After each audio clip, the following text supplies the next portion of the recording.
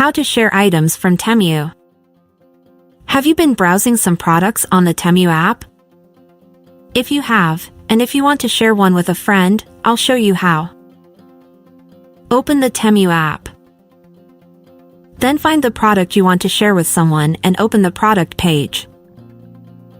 The share button is located in the top right corner. It's this button here. In this window, choose the app you want to use to share the product. You can select one of the apps displayed or click on More for more options. I'll send it through the Telegram app. You can also share it through many other apps like WhatsApp, Messenger, Google Messages, Viber, and more. Here's how it looks. Additionally, you can copy the product link and paste it anywhere. Did we help you out? If we did, subscribe to our channel.